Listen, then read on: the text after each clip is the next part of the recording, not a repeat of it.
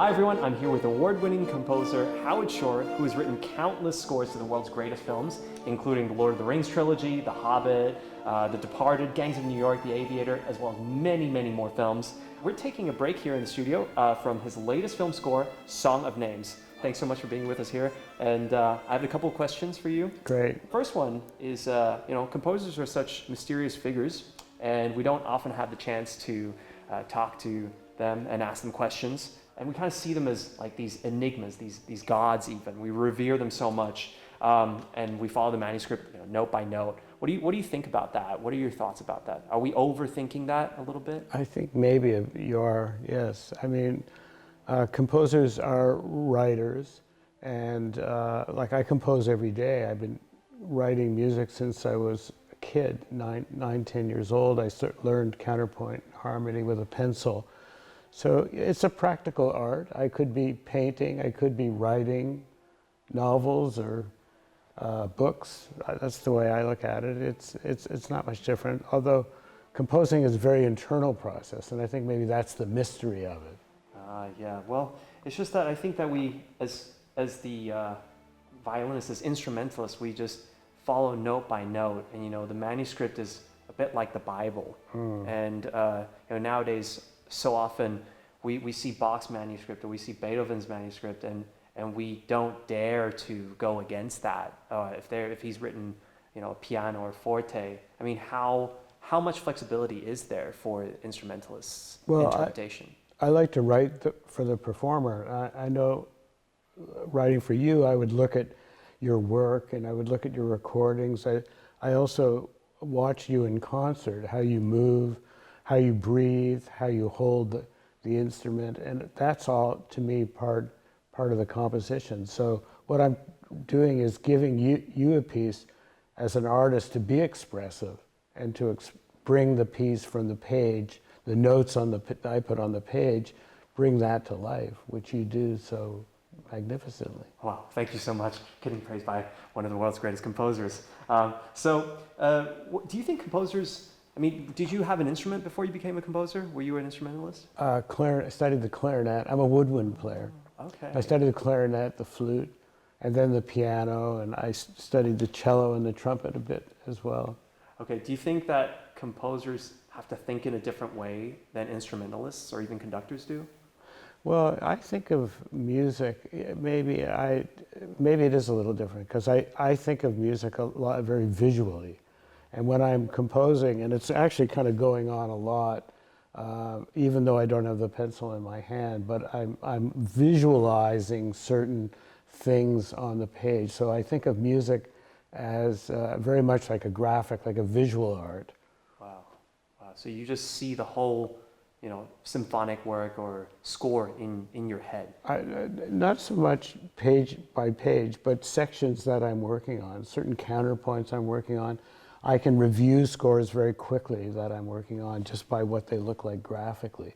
Wow. So I'm writing, my relationship to music is this graphic nature. Wow, that's amazing. More than it is in an oral sense. Where do you get your inspiration from when you're composing? I mean, are there specific composers that you are inspired by?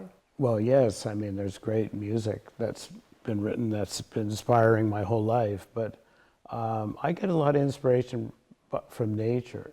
I live in a forest, an oak wood, and I watch the seasons change, and it's been very influential to me, this natural world that I'm living in. And I think as I restored a garden that I was living in, and an old 19th century house, the composition improved as well. Wow, that was directly influenced by your surroundings. Yes, absolutely. That's incredible. Yeah, that's incredible. I was just thinking of something that Stravinsky once said. That he said that good composers borrow and great composers steal. What are your thoughts about that? Well, I know I've heard that. I don't know if I quite believe in that.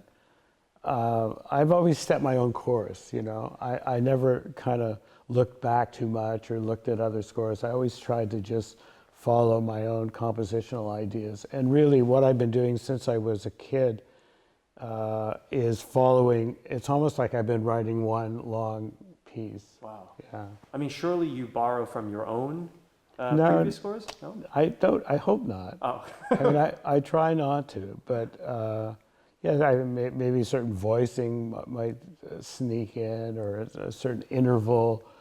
But I try to sit down each day with a fresh palette, really, of ideas. Wow, I like what you said about building one giant piece throughout your life. It kind of feels like that. That's amazing. Yeah. That's amazing. It's kind of, that really has the symphonic structure, I feel like, of a composer like Beethoven or Mahler, going from Symphony 1 to 9. It's kind of a continuous process, yeah. Wow. As soon as, the pencil has just been moving on the page, and it's almost like, where you left off one day, you pick up the next, and you're continuing on. Okay, last question, and it kind of relates to what we talked about earlier.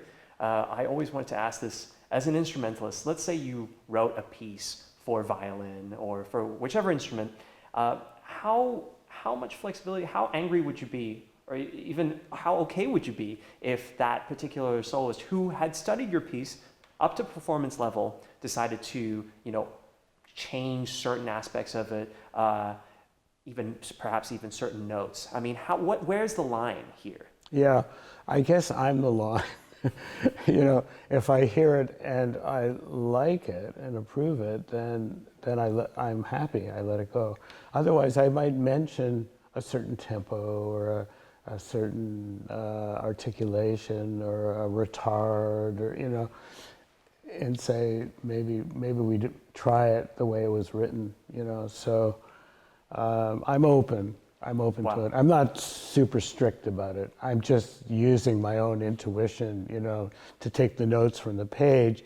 Now the artist, like Ray, is taking the expression and creating it, bringing it to life. Right. That's very important. So you feel like as long as there's a good reason, Yeah. justification behind, and a good thought process behind Sure. what the performer does, Sure. that it's okay. And if it's in the spirit of the composition. Right, Yeah. right. Okay. Yeah. All right, so finding that balance. Yeah.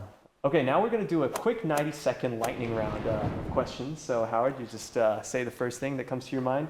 All right, so we're starting now. Computers or manuscript paper?